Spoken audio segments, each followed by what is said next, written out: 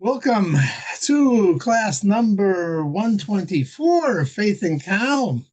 I hope that everyone is, yes? Yes. Oh, you're not on screen. Okay.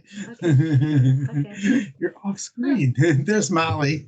Okay. And there's Shalom Mishra is hiding in the corner there.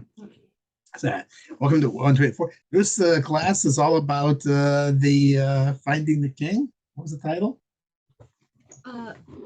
What king really is. What the king really is, the king, right? The king. I figured it's a topical discussion, right? They're talking about the king because, after all, the queen died. It's the king. It's the king. The king is in the field. The king, but the king now, King Charles, right? King Charles. So I thought, okay, let's make the topic about kings. And also, it's also, of course, connected with Rosh Hashanah. Rosh Hashanah is about the king. It's about coronating God as king. And this is a issue that many Jews have with this whole idea of God as the king. Because I think a lot of us went to synagogues, when they did the Usana Tokef and the Day of Judgment, and they talk about who is going to live and who's going to die, and who by fire, and who by famine, and who by this, and who by that. And it causes a lot of unconscious feelings of hurt and of pain, and and who wants that? Who wants to be judged? Who wants to? You're told this is the day that that you're not do how it was going to turn out for the next year. It's going to be decided on Rosh Hashanah, so you better get your act together. And that sounds really scary. That doesn't really sound very good. So I want to change the whole attitude. I want to change the whole experience. And I think this has been very useful for me to understand also what does this mean that God is our king? So I'll start out. I'll have a lot of stories. I think the stories will help us understand what's going on. So, but first, let's understand this idea of a king. So there's a sikha from the Rebbe in volume 19, and it talks about this idea that it says that the king is compared to the heart of the Jewish people. What does it mean, the heart of the Jewish people? Maybe the king should be explained to the head of the Jewish people, not the heart of the Jewish people. Why would it use the idea of the heart? And the Rebbe analyzes this. What does it mean? I mean, what does it mean that the king is the heart of the Jewish people, the heart of the people? So he analyzes it, and he says there is a person called the Nasi. He's considered to be the head of the Jewish people, but the Nasi isn't necessarily. Oftentimes that's translated as prince because he not necessarily is not the highest person in the land. There were the tribes. Each one had their own Nasi, their own prince. So that he's not the highest person. So this makes the question even stronger. I think the king should be called the Nasi, and he should be called the head. Why is he compared to the heart? And the difference is between these two kind of people is Nasi usually also refers to the head of the Sanhedrin, the person who was in charge of the Sanhedrin, who established what Jewish laws is, which means that they were really in charge of saying whether something is kosher or not kosher, permissible or not permissible. That's not the job of the king. The king's job is to lead the people, to direct the people, to be involved with the people, to be involved with their lives and so forth. And that also is the difference between how they were supported. The Nasi was given he was a public official, and therefore for his work, he was paid out of public funds. The king is not paid out of public funds. The king is given because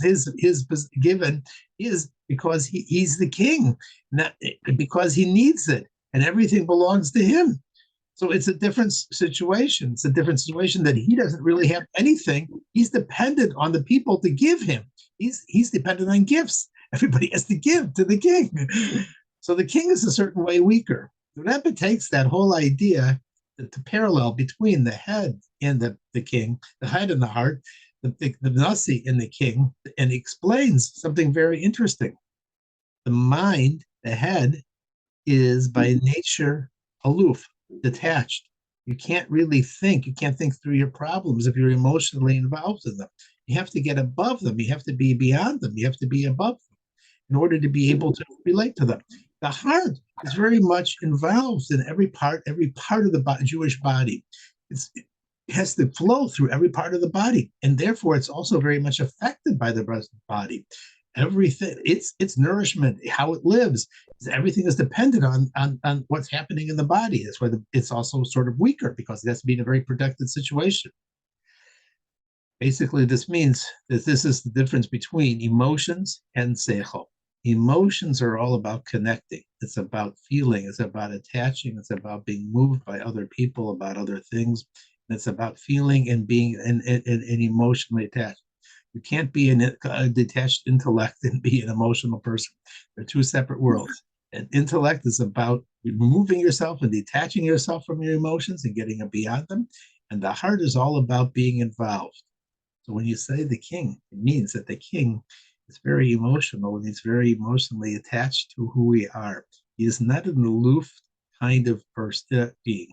He is very much involved, hurts, needs, and he wants to hear from us. And all of our problems and all of our issues and all of our traumas are very much on his mind and his concern. And to explain that, then we're going to tell a couple stories about that. So the first story I read just recently is about it was about a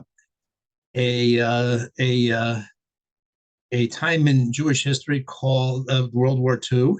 Right after the Kristallnacht, there was something called the Kinder transports. The Germans allowed young in other Germanic countries, Belgium and so forth, allowed parents, they didn't allow them to leave the countries that they were in, would go to England, but England allowed young children to travel to England to be saved from the Nazis. So it was when the Nazis really, the war was just beginning.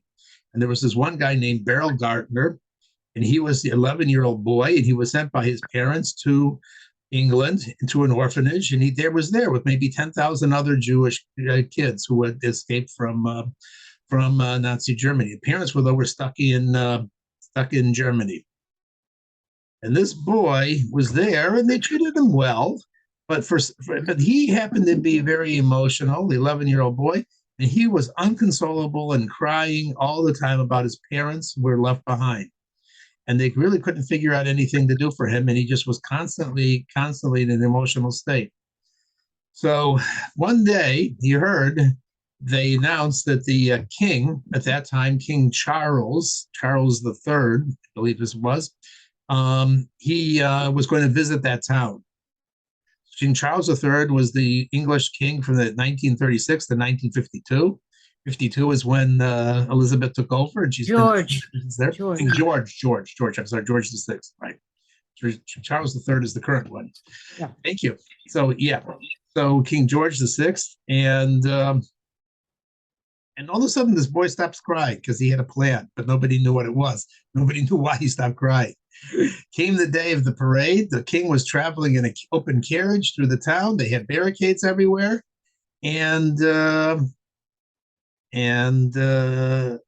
king's carriage was going past, and all of a sudden this boy broke through the barricades and jumped onto the king's carriage. And the guards there, of course, were scared. They didn't know. He's an 11-year-old kid, but he may be crazy. He may do something dangerous. They don't know what to do with him and so forth. So they grabbed him and they were holding him down. And the King George saw this, and he told them to let go. And he asked the boy, he said, "What's what do you want?" And he says, he would thank the king very much for saving his life and getting him out of Germany. However, he said his parents were still in Germany, and he wanted to ask the king a favor. Could the king do something to be able to get my parents out of Germany? And the king said, "I'm sorry, but right now Germany is at war. We're at war with Germany, and there's really nothing I can do." And he says to the king, he says, "But you're the king. You're the most powerful person. If you can't do anything, you're the king. You're a king.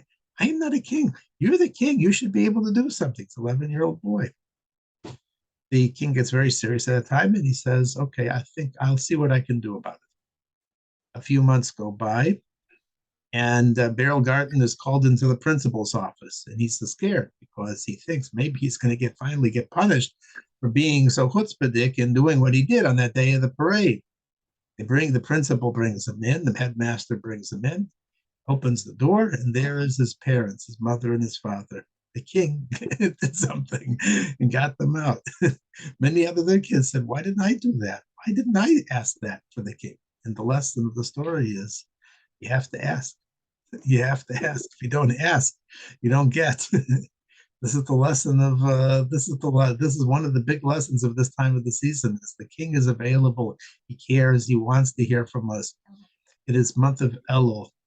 People think they get scared about asking for the king. You have to understand what it means that God is the king. And God means the king means that he knows everything about our history. He knows all of the trauma that we went through. He knows everything that happened as when we were little children. He knows all the subconscious thoughts that are in your mind and motivations. You have nothing to be ashamed of because he knows all of that. He knows everything that's going inside of you. And on top of not only does he know about you, he cares deeply about us because his success for the coming year is really going to be dependent on how we succeed. You see, we are his representatives in this world. His footprint in the world is going to be dependent on how much we do. So he made us himself dependent on us. So he's very vested in us. He is not that kind of aloof judge that sort of sits there, or the friend who judges you, who doesn't know anything about you, that doesn't really care about you, that isn't really interested in you. And then, we know all these kind of people who judge you because, you don't look like me, you don't dress like me, you don't talk like me, your hair is parted the wrong way. There are a lot of schmagigis out there, and they make all sorts of judgments about you.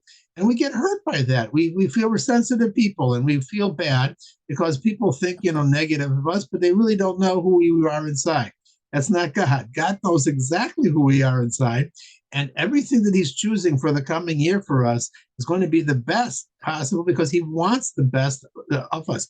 It may be challenging. There may be a lot of things that we have to grow, but he is sitting down with us on Rosh Hashanah to help us figure out how we're going to together make a plan for how to make the most positive, good year coming forward. That is what Rosh Hashanah is supposed to be about. You sit down with God and you say, "Look, God, I'm completely honest with you because you already know all this yourself, and you know how much even the things that I am lazy and I don't do. You know that also is part of who I was created as, and that's my problem too. Therefore, I can be completely open and honest with you and say, listen, Hashem, the things that are really I'm capable of doing, I'm able to improve. So let's sit down a plan and let's do something new for the new year." That is what it means to be the judgment that be written in the book of life on Rosh Hashanah. The book of Rosh Hashanah is you talk to the king, and you talk to the king, and he knows everything was going about you. He knows all our problems. He knows exactly how much we can take and how much we need to grow. He can give whatever he wants. So to bring home that story, I think I've told the story before, but it's just a powerful story that it just has to be told every year because every year it almost makes me cry. So there was this Rabbi YY tells the story, but I had heard the story even before he tells the story. He heard the story firsthand from the person who it actually happened to. There was a gentleman by the name of Beryl Fisher.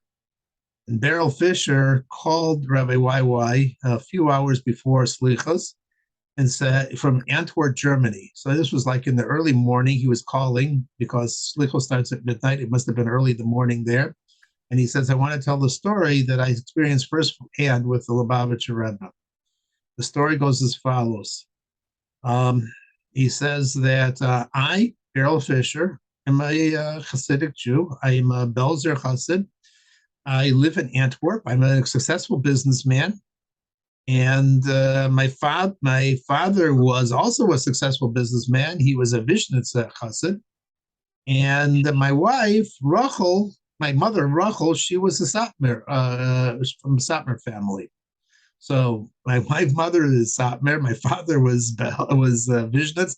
I am Belz. It's a whole mixture. And Rabbi YY says, and I'm telling the story, and I'm a Lubavitcher. A very interesting little story. He calls up and he says, here's the story. It was in the early 1970s, and I happened to travel to Crown Heights, to New York. I was there on business. And I said, I was now here, I'm in New York. I'd like to see, it's an opportunity to meet the Lubavitcher Rebbe. And it happened to be Purim. So he went to 770 for Purim. Now, when you go to 770 for Purim, the Rebbe speaks in the afternoon. And that year, the Rebbe harangued a long, long time. It went into the early morning hours. It just kept going into the evening, later and later and later, until it was extremely long. And he was listening, and of course, he understands Yiddish, and it was very interesting, but it was very long. And after it was done, of course, he went over, as the custom of Polish Hasidim, he went over to shake the Rebbe's hands, to give him a shalom, to greet him, because that's what you do with a Rebbe. I didn't know that in Lubavitch, we generally don't shake the Rebbe's hands. So he stood in the aisle that there was made for the Rebbe, and he had his hand stuck out. And one of the Gabayim, the secretaries, saw that and said, this is not the time for it. It's late. The Rebbe's been up very long. It's not that he has to greet every person. Please, just don't. So he was taken aback. He felt sort of put out. He put out his hand, and he was told to put his hand down. He didn't know this. So the Rebbe saw this, and the Rebbe saw how he felt. And the Rebbe reached out his hand and grabbed Beryl Fisher's hand and held it and wouldn't let him go and kept walking. So he's walking hand in hand now with Beryl Fisher, taking him up back to his office. And then the Rebbe goes to the office, opens the door, still holding his hand, and brings Beryl Fisher into the office. The Rebbe takes a seat, and he tells Beryl Fisher, sit down, and the Rebbe closes the door. At this point, the secretaries couldn't do anything. They were locked out. The Rebbe had him in the office together, and the Rebbe gets up. He goes. He takes a key out of a drawer, and he goes over to a locked cabinet that he had there. Pulls out an envelope with a letter in it, brings it back, hands it to Beryl, and says, "Lane, read." So Beryl opens up the letter. And he starts to read. And it's a letter from a woman, a 36-year-old woman, lived in Europe. And she is writing, saying that, she was a Satmar, her husband was from Bizhnitz. And she's explaining her story. She says that she has been diagnosed recently with cancer, breast cancer, a very bad case of breast cancer. The doctors are not optimistic. They feel that it is spread, and they don't think that she has much time. And she's only 36 years old. But she writes to the Rebbe and says, Rebbe, I'm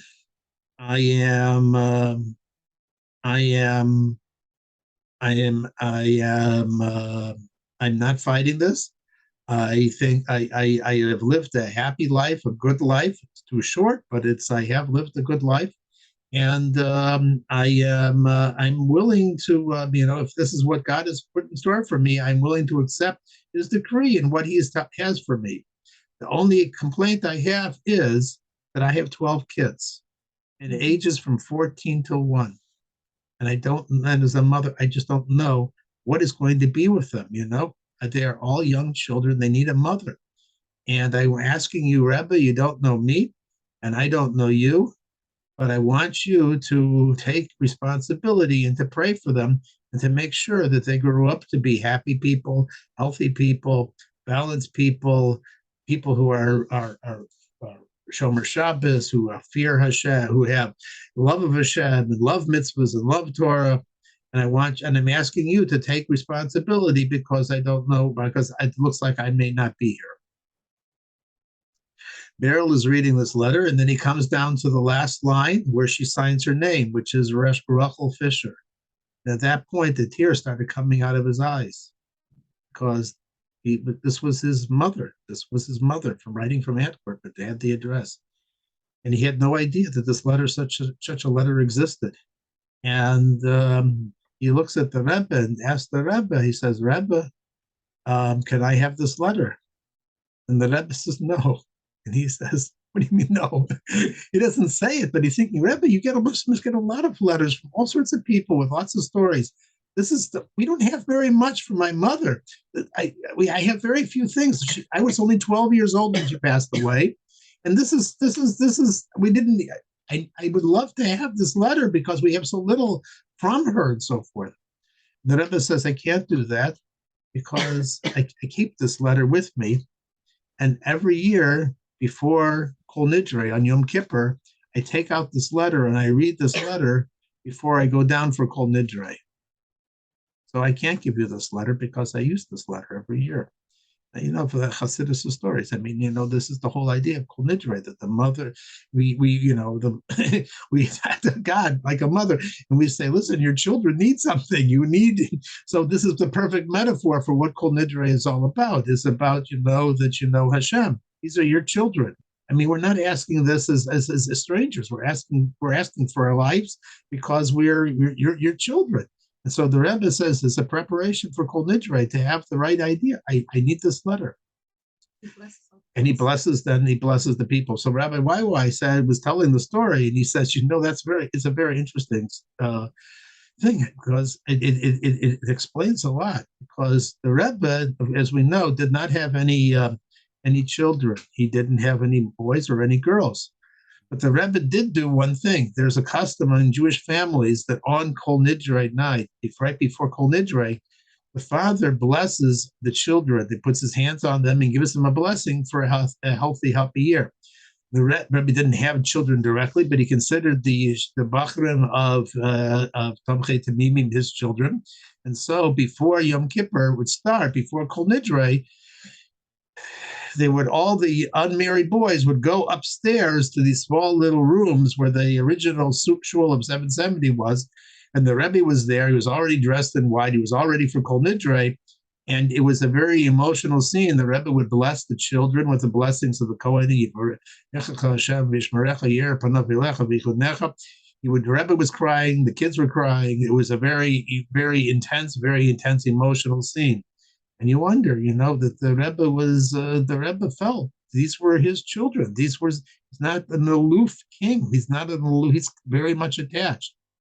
And it's very much this theme, again, that we said about Rosh Hashanah, Yom Kippur, and the king. Rabbi Waiwai brought up an interesting point, and I don't think I've ever brought this out before, but he said it's very interesting. Waiwai asked this guy, what happened with these 12 kids? And he said, they all turned out fantastic. They turned out fantastic. They all married very well. They turned out very good and so forth.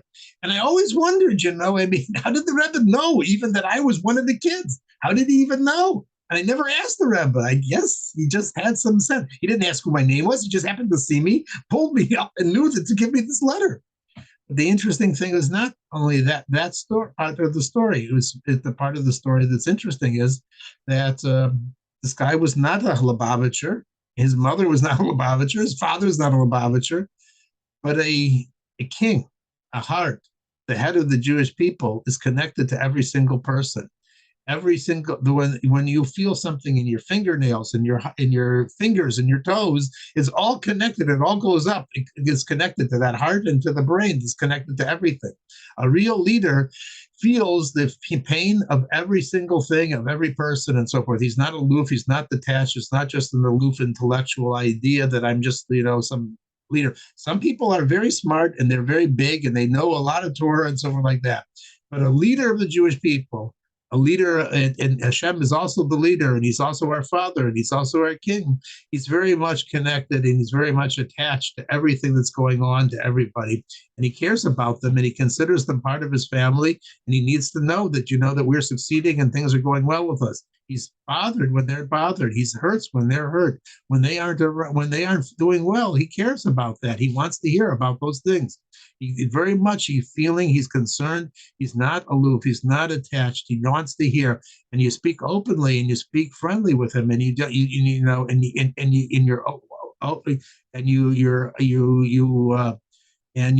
honest with yourself, and you're honest with who you really are. And God does respond to that. God really this brings the response back to us. So this is the story, I think, of what the king in the field is, what this month is, and what it means to have a king. Our king is not somebody who just is, sit pomp and circumstance and aloof and in some palace or something like that. Our king really is very much the Jewish idea of a king is a person is a being, an entity who is so much involved, and therefore we are care. And therefore, you can be open and honest, and you can invite him in, and you can say, "Listen, tell me, what should I do for the coming year? How should I live out my life? How's it going to be?" And that's the service of Rosh Hashanah. That's one important part of the service of Rosh Hashanah. So I hope that helped a little bit, and I like the story very much, obviously, and yeah, it was. I hope it clarified a few things. Thank you. Well, may it not only be next year in Jerusalem, but next year we hear the story again. So. Okay. That was an incredible story. That was truly unbelievable. That was everything about it. I'm very moved. Thank you. Thank you. It's amazing Thank you. that the Rebbe took such an interest in that particular family since he received so many letters. And it's over 20 years. It was 20 years. The mother wrote in the 50s, and he responded in the 70s. How could he know that this was this guy? So many letters, so many people, so many problems, and so forth. He didn't know this guy. And he didn't know the guy. He just had a name, and he just said, yeah, but he took responsibility. He was asked to take responsibility. He didn't respond to the letter itself until 20 years later. I don't know. The letters, the responses were not kept together with the questions and so forth. They deliberately put the two things, they kept them apart. So when you buy a set of books that they say the letters from the Lubavitcher Rebbe, you only see the answers because that's what people had. But the actual questions, what they wrote in, that's considered top secret. You are personally consulting and opening yourself up and writing your own, your deepest feelings to the Rebbe when you write the Rebbe. So those things are not publicized. But the Rebbe, in this case, the Rebbe could choose to show the son what the mother wrote. So that was his. So I didn't hear that part. Then he did show his reply to the letter, though. Did he? No, I don't know what I don't know. We don't know if he replied to the letter. The only thing that we know about this story further is that Rabbi Weiwa mentioned it. He said that why did his mother write the Rebbe? See, he found out this many years later. He found out that his father used to travel to New York to do business, oftentimes at Macy's or other places in New York, coming from Belgium. And his father used to visit with the Satmar Rebbe, Rebbe Yolish Teitelbaum. And they used to talk for a number of hours together. And one time they were talking, and they happened to talk about Lubavitch. And the Satmar Rebbe said, you can look at it from this side or you can look at it from this side. There's different ways to look at what is, because he was very friendly originally with the Lubavitcher Rebbe, but they sort of had different approaches, especially about the land of Israel and so forth.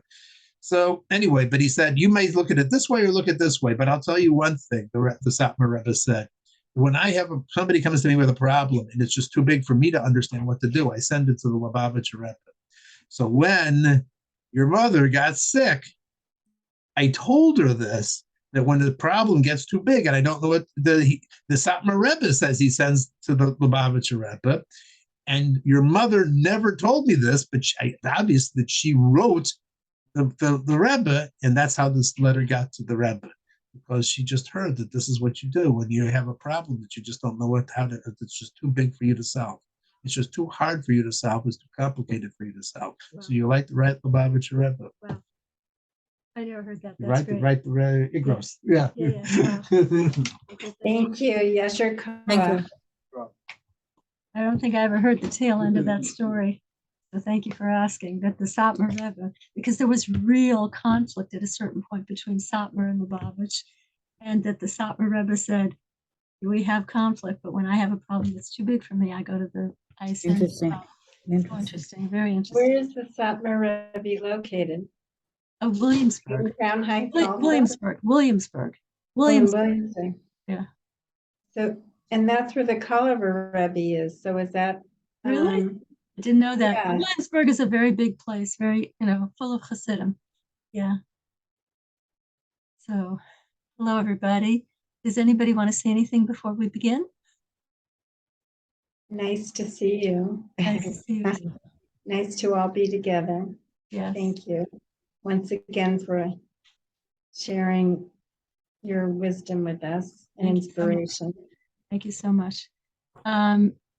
Okay, so I'm going to start. I think what I'm going to say is going to be short tonight. I'm going to start out with what we always say, and that is that we are in an extraordinary time, and the Lubavitcher Rebbe, who made many how do I know that? Because the Lubavitcher Rebbe who made many predictions, which were absolutely logic defying, and nobody could, everybody thought they were so far-fetched and stuff like that. They've come true. And so this one is also going to come true. And in fact, he has the caliber of a proven Torah level prophet, because once a person is steeped in Torah, knows Torah backwards and forwards, and is a tzaddik, that means they're an absolutely exemplary, not just good, not just great, exemplary. And they make two predictions that come true. That means that you're not allowed to doubt them at that point. And the Rebbe said that the redemption of the Jewish people in the world is unfolding. So you can take it to the bank. You can take anything that the Rebbe said to the bank. So may I say something interesting for just a moment? Yes, of course. About the Queen's passing. Sadly, that she passed, but a few things that I heard about in relation to that. One is that for a week after the funeral, the family will not be, they want privacy. And for 30 days, they will be in mourning or something. Something like that. I have to tell you that King Charles, that's what you say now? Charles. King Charles was extremely close to an incredible rabbi who was very attached to the Lubavitcher Rebbe, Jonathan Sachs, who was the chief rabbi of England. He was a kid when he visited the Lubavitcher Rebbe, and he was a kid in college, and not dreaming of the future that the Rebbe outlined for him, and the Rebbe, the rumor is that the Rebbe told him, you could be the chief rabbi of England, and he became, from a college kid, he changed his life. He became the chief rabbi of England, and he was very attached to the Rebbe, and he was very close friends with King Charles, very close friends. Wow. And King Charles I can tell you one thing, King Charles is a very intelligent person, because I heard at the passing of Jonathan Sachs, I heard then Prince Charles, he wasn't king yet, I heard him give a talk. It was amazing. It was long. It was so deep, so thoughtful about who this person, Jonathan Sachs, was. And it was peppered with Hebrew. It was peppered with Hebrew, said in the perfect diction. Well, that's what's so interesting about the week and then the month. But the other thing that's interesting excuse me, the family had their circumcisions done by an Orthodox rabbi. Yes. They're various, her Queen Elizabeth's husband's mother, she saved Jews in World War II. She had hidden in her house. Saved a Jewish Queen family. Elizabeth traces her genealogy back to King David. Seriously? Yep. Come on, really? Wow. That's interesting. That's really interesting. That I never heard. How did you find that out? That's really interesting. I was just reading. This was before she passed away, so it wasn't anything around her passing. Interesting. Wow. Well, the only other thing I wanted to say, because you're talking about the unfolding of the redemption and everything, is that in England they have an animal welfare law that they're looking to pass, that that certain shellfish are sentient beings. The that they have feelings and that they shouldn't be boiled alive. Well, that's Huh. like, you know, I mean, that's, you know, to me, it makes me think of the, you know, the laws Hard to eat a lobster raw, right? Just- Right. No, but, Well, but I mean, people and have they're said not that when saying they don't cook the eat them, but lobsters, they the point stew. is it's the compassion around how you kill an Yes, it's animal, absolutely which true. is Yeah, from the laws of Yeah. kosher. So yeah. I just think it's, I mean, people may not know the correlation, but but I see a correlation, you know, to that. Yes. So to Yes. people acquiring that awareness Sorry, of did you want to say compassion for something? animals. What? Sorry, did you want to say something? No, I just was gonna say that I know that I've heard that people say that when they boil their lobsters in the water, that they've heard the lobsters like make noises, that they're squealing in pain. Hasn't anyone ever heard that also? I don't know. That I- you hear them? Yeah. No, but it He once always put a lobster in a bothers me. pot, but he didn't make any noise. Mhm, When we were on vacation, sorry to say that this mhm, is what we mhm. did. In the old days. My Yeah. mother did. I was Yeah. only 10, so you Yeah. know. Okay, good. So let's continue. So the second thing is that our souls were handpicked to be at this incredible time. The third thing is that we were given all the tools that we need. The Torah, which is our guidebook, and the mitzvahs, which are our power tools. They not only change the world, they change who you are. When you do mitzvahs, they change, they bring out you, the real you.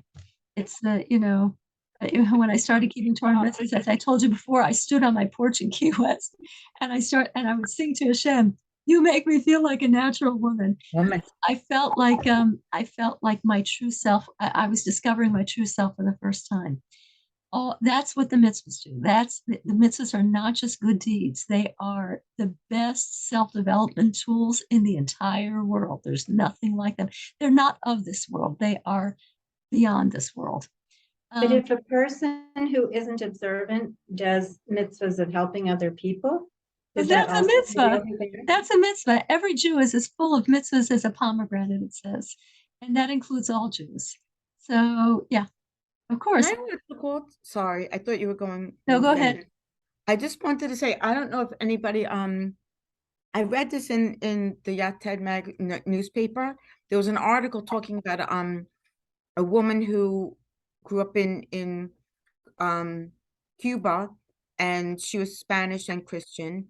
And to make a long story short, she somehow became interested in Judaism, and she wanted to convert, and she did, but she had sneaking suspicions that there were things in her family that made her think that really she was Jewish by Jewish law. I'm sorry I look so pale. Whatever. I don't have You makeup look on. fine. Go ahead. Go But ahead. I read the article, and it was written by the husband, who was the one who was interviewed for the second part of the article. I only read the second part, but he talked about the book that his wife wrote, because the husband, this from birth man, had a divorce, and then he married this woman who became a Gioris, but she was really Jewish, and it's called My 15 Grandmothers. And I got it from the library. I'm saving it. I read a little of it, but she literally did research. And these are like the things that when Mashiach comes, like we're going to find out, like all these Jews that are floating around that nobody knows about. She says, my 15 grandmothers. And I don't know how she did the research, but the first part of the book is just talking about her life growing up in Cuba, and then they had to run to the United States because of Fidel Castro, whatever. But I know that everybody's heard the story that I told about this Jamaican woman that I worked at this nursing home, right? That she was Black and she was light skinned, and she saw me reading Hebrew words, and then she said, "Oh, my grandmother reads that. She's Jewish." I said, "Your mother's mother?" She said, "Yes."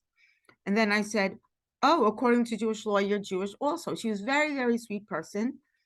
And then I just was like, oh my gosh, because Jamaicans just like mix and match. She said her grandmother was white from England and her grandfather was Black from wherever. But then the icing on the cake was the real like shocker was when her husband came to pick up from work, and she had her two sons with her. And the husband was Black, Black, Black, Black. like Englewood, New Jersey, which I don't, it's very, very Black Americans. And these two boys were black, black, black. And I thought, oh my gosh, these two boys are black, black, black, dark skinned. They're Jewish. They're like great grandmother was British and Jewish. And like, they're gonna just like all these Jews are gonna be coming out of the woodwork. Like you never know. Like there was the There's lost plenty tribe of Black Jews, sorry. There's plenty of them. Right. Yeah, The Ethiopian Jews, my yeah. God, There are plenty of No, Black I'm Jews, talking yeah. about Yeah. Jewish people that Yeah. had like identified. Yes. black. I don't Yeah. mean Ethiopians. And Yeah, I I don't know. mean I Arabs, understand. I understand. I understand. There's, that they like I used to trace think, back their yeah, lineage. sometimes when you grow up in America, you have I don't know why, but I had a stereotype of what Jews look like. And then I remember I went to Israel the first time as an adult and I looked around and I said, whoa, look at this. It's really amazing. The first time I you think saw we should who? continue. I think we should continue because we don't Okay. want to go after 8. So, if you don't mind, but that was really interesting. Sorry. Thank you. And, It's called My 13 Grandmothers, if anyone wants to read it. okay, It's good. Thank you. Thank So, you. so anyway, 15 grandmothers, I'm sorry, 15. okay, good. So, the fourth thing is that what we're doing tonight, actively furthers the process of redemption. The Rebbe said that the best thing you can do to speed the redemption is to learn about it. And anyway, so I'm going to tell an old story about a king. I'm going to tell an old story about King David and his wife Michal. And Michal was, back in those days, you could marry more than one wife. And Michal was the daughter of, she was the daughter of the first king of Israel. The first king of Israel was Shaul. In English, it's called Saul. And Saul was a magnificent person, but Saul sort of messed up. He didn't. A king has to listen to the prophet, and a prophet told him what to do, and Saul and Shaul used his own judgment, and he said, "No, I'm going to do this, but I'm not going to do that," and he lost his kingship. And uh, he was told he was going to lose his kingship, and he developed mental illness because he lost his powers of prophecy, and it's a shock when when heaven is open to you and then all of a sudden it's closed. It can be very, obviously it was a very unsettling thing. Anyway, you remember the whole thing with David and Goliath, right? Guess what? It's a true story. And Goliath happened to be a distant cousin of David. And if you remember, I think the one of the rewards for getting rid of Goliath in Hebrew, was that you get to marry the king's daughter. So he married Michal, who was the daughter of Shaul. And at first, Shaul loved David, but then he grew jealous of him because the people started to really, really, really like David. And Shaul was already, anyway, a little, mentally not at ease. And so, anyway, there was a huge tension between King Shaul tried to kill him many times, right? David was his son or his brother? David was not Son-in-law. anything, his son-in-law. He married Michal was his son-in-law? as a reward for getting rid of Goliath. He married the king's daughter. He married the king's daughter. The king's daughter's name is Michal. Okay. And Michal loved David very, very much. And in fact, it says in the book, it says that it mentions that Michal loved David, and it's the only time in all of Torah where, in all of the books of Torah, where a woman's love for a man is mentioned. So she really loved him, and and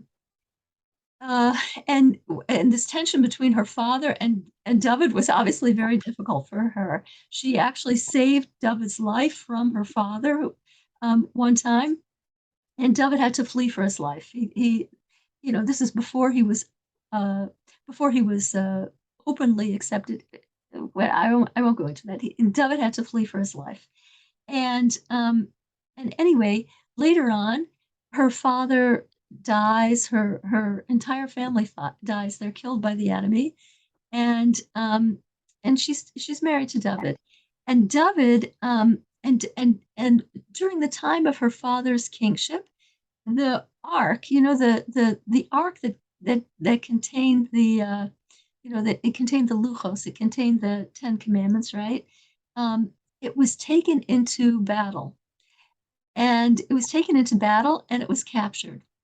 And during the entire time of Shaul, it was away from Jerusalem, away from the temple.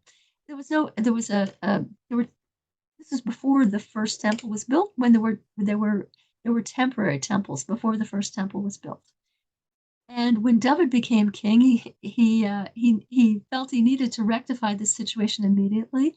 The ark was given up by the enemy, and David went to get it and to bring it back to and build a temple for it. And when they got the ark back after it's being in captivity for something like 24 years, I don't remember how long it was, David was so ecstatic when he brought it back that he, as the ark came closer and closer to Yerushalayim, he danced, and he danced with all his heart and soul. He did, like a kid. He was just so happy that he did this for Hashem. He was so happy. And when he was dancing, I don't know what stuck out of his garments. Maybe an arm stuck out of his garment or a leg stuck out of his garment. And Michal looked through the windows of her palace, and she saw her husband. And in her mind, her husband was making a fool out of himself. And he was like, ah, this is not what a king does. And anyway, David doesn't see that. He's elated. And afterwards, he goes to see his family. And Michal comes out to him, and Michal gives him some choice words. Michal said, how honored today was the king of Israel, who exposed himself today in the eyes of even the handmaids of his servants, just as an idle person might expose himself. And what do you think the consequence of that was? You think David was happy? No, David was not exactly happy. And David said, yes, before Hashem, who, by the way, picked me to replace your father, he rejected your father and he picked me. Before God who is everything, to all of us, yes, before that God, I danced with excitement that his Torah is coming back into Jewish hands. And if I would be embarrassed in my own eyes, and if I'd be embarrassed in the eyes of these maidservants that you talk about, it doesn't matter to me, because this is what I do for my God, and I would gladly do it. He would gladly do it again. And that's how I gain honor. Gain honor by honoring Hashem. I would embarrass myself a million times, whatever it was. I'm just paraphrasing. And the story ends with some very brief words, and it said, and Michal, the daughter of Shaul, had no child until the day of her death. Now, dear. Until the day of her death. Yeah. What do you mean? She didn't have any kids. She never had children. was infertile. I'm sorry. Never had children. So, But they stayed married. so anyway, yeah, they stayed married. And what David was saying, so anyway, let's talk. What David was saying to her was, when you're dealing with God, Shaul was known for, believe me, I don't know. Yes, yes. When Shaul, and he had a wife named Bathsheba, and with Bathsheba they gave birth to Shlomo, who became his successor at the age of 12, and that's King Solomon, the wisest of all men.